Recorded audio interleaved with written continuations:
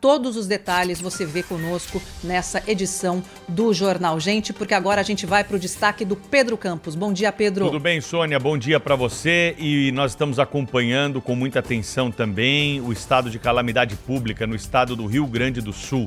É a grande preocupação hoje do Brasil. Torcer primeiro, né, para essa chuva diminuir e segundo, para que a população que está sofrendo com muita água que cai do céu possa ter aí um pouco de respiro, pelo menos, para começar a organizar as coisas. Nós vamos fazer contato com a Rádio Bandeirantes em Porto Alegre. O Guilherme Macalossi, jornalista, está conosco ao vivo para trazer as últimas informações. O presidente da República, Luiz Inácio Lula da Silva, hoje estará no Rio Grande do Sul para acompanhar os trabalhos e trazer ajuda federal também para as necessidades que surgem no momento como esse. Bom dia para você, Macalossi. Bom dia, Pedro. Bom dia a todos aí, aos que nos acompanham através da Rádio Bandeirantes, da Band News. Pedro, o presidente já está vindo aqui para o Rio Grande do Sul e ele deve chegar a partir das 9 horas. Era esperada uma ação do governo federal em relação a essa tragédia que percorre o estado, são mais de 100 cidades atingidas e outras devem também entrar nessa condição ao longo das próximas horas, já que os rios não param de aumentar o grau de vazão e a chuva não dá trégua. O presidente Lula, que foi muito criticado no final do ano passado, quando não veio ao Rio Grande do Sul durante o pior período da tragédia do Rio Taquari. Agora ele se mostra proativo e antecipa a vinda junto com um conjunto de ministros seus. Nesse momento, obviamente, a presença é menos importante no sentido de dar uma resposta efetiva à calamidade do que, por exemplo, flexibilizar a burocracia necessária para se obter recursos, para se obter apoio logístico. Mas nós sabemos, a política vive de atos simbólicos e quando o presidente e o seu grupo de ministros vêm ao Rio Grande do Sul, eles demonstram proximidade, eles fazem um gesto de acolhimento à população do estado, que nesse momento vive uma situação de calamidade generalizada. Ontem à noite, Pedro e demais componentes da mesa, o governador fez um anúncio quase que em tom apocalíptico para o estado. E ele não está errado em ter esse tom, ter essa abordagem. Isso porque, ao longo do tempo, nós nos acostumamos com a falta de uma necessária antecipação de crise em situações de desastre climático como esse que, infelizmente, já abate o estado, o que, obviamente, impacta na capacidade de resposta. Ainda que o tempo de antecipação em relação às problemáticas climáticas desta vez tenha sido melhor do que na anterior, é hora de nós pensarmos em algo mais de longo prazo. No caso, investimentos maciços em rede de alerta e de prevenção com sinalização para a população e organização no recolhimento das pessoas que precisam sair de suas casas e seguir os protocolos de segurança que são determinados pelas autoridades e a Defesa Civil. O Macalossi, nós tivemos uma tragédia no Rio Grande do Sul no fim do ano passado, no segundo semestre do ano passado, com muita chuva também. Essas cidades que estão sendo atingidas agora são as mesmas? A chuva está na mesma região? Porque eu imagino que o processo de recuperação de uma tragédia dessa magnitude leve algum tempo, ainda mais com recursos escassos, que é uma realidade brasileira. Como é que é você viver um novo período como esse sem ter uma recuperação total daquilo que foi devastado pela chuva do ano passado? Pois é, Pedro, esse é um problema grave, né? Até comentávamos ontem aqui no Jornal Gente que uma parte da estrutura que havia sido construída como paliativo ou como resposta ao desastre anterior já estava comprometida. Uma das regiões mais afetadas é o Vale do Taquari, que foi o epicentro da tragédia anterior.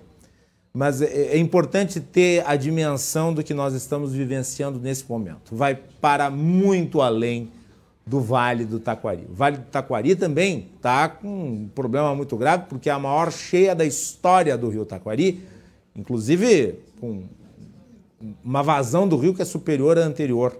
Está em mais de 32 metros. Né? E a contagem vem aumentando. E tem muita água para desaguar ainda. Então, é no Vale do Taquari, mas é também na Serra Gaúcha.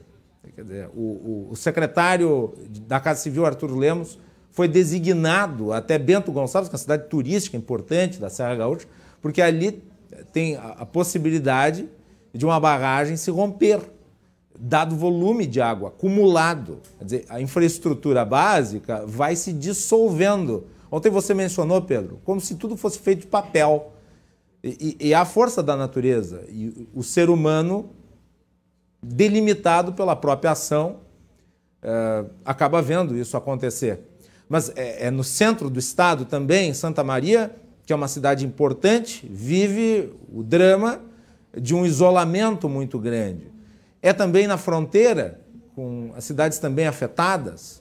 Então, não é mais uma questão local no Vale do Taquari, que ainda não havia sido reconstruído depois da tragédia do final de 2023. É no Rio Grande do Sul como um todo, com pequenas áreas ainda não afetadas, mas que provavelmente o serão nas próximas horas, na medida em que essa massa de ar avança para o norte, que por conta do formato desse fenômeno meteorológico acabou ficando de fora no início. Mas ainda tem a frente fria que vem na sequência dessa massa de ar e daí no estado inteiro. Bom, Macalossi, você sabe que aqui na Europa, a chuva no sul do Brasil está entre os 5 assuntos mais lidos aqui e que a mídia, inclusive eletrônica, televisão, rádio, está acompanhando com muita atenção o mundo todo o que acontece no Rio Grande do Sul nesse momento. Então, eu queria... Pois é, né, Sônia? Até porque, né, Sônia, é muito grande o que está acontecendo aqui no Rio Grande do Sul. É um estado inteiro que está sendo afetado, são milhões de pessoas. Nós estamos falando, eu vou pegar aqui números atualizados, são 114 municípios afetados, são 1.072 pessoas sem abrigo, 3.416 desalojados, 19.110 pessoas diretamente afetadas, 11 feridos, 21 desaparecidos e 13 mortos. Então, e com um número de mortos que pode aumentar ao longo das próximas horas, porque tem pessoas que estão desaparecidas, tem pessoas que estão soterradas. Então, obviamente, e é bom que o mundo olhe para o Rio Grande do Sul até pela incidência de episódios como esse. E nós temos que aprimorar os nossos sistemas de monitoramento e de alerta. Perdão, interrompeu o Cláudio que ia falando. Não, imagina, é só para lembrar o seguinte, há momentos em que não há muito o que fazer, né, do ponto de vista do impacto do fenômeno natural.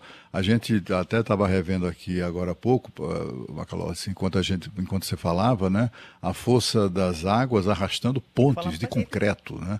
Isso só mostra como é, de fato, complicado enfrentar uma situação como essa. Certamente há muito que poderia ter sido feito pelos gestores municipais, estaduais e federais para mitigar isso, né, para evitar que chegasse a esse ponto, mas tem ali um momento que não há o que fazer.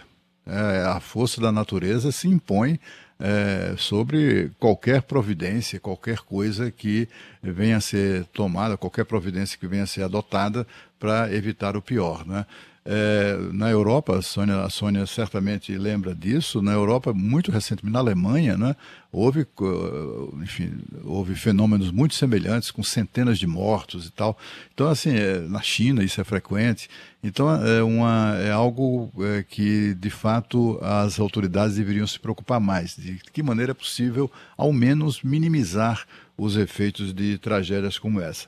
Só para encerrar, para ilustrar, lembrar essa atitude do presidente Lula visitando hoje o Rio Grande do Sul. É preciso ver que tipo de visita será, né? Será uma visita, se ele vai colocar lá o pé na lama ou não, né? Mas o presidente Lula, historicamente, tem uma grande resistência de associar a sua imagem a tragédias dessa natureza ou de quaisquer natureza, né? O que a gente tem observado ao longo dos governos do Lula é ele evitar de todas as maneiras se associar a isso. Quem é que não se lembra da cena do